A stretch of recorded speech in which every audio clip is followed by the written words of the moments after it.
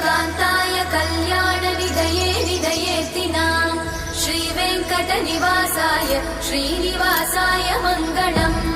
लक्ष्मी सविभ्रमालोकसुभ्रूविभ्रमचक्षुषे चक्षुषे सर्वलोकानां वेङ्कटेशाय मङ्गलम्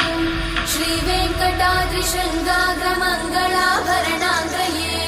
मङ्गलानां निवासाय श्रीनिवासाय मङ्गलम् सर्वावयव सौन्दर्य सम्पदा सर्वचेतसां सदा सम्मोहनायास्तु वेङ्कटेशाय मङ्गलम् नित्याय निरवध्याय सत्यानन्दचिदात्मने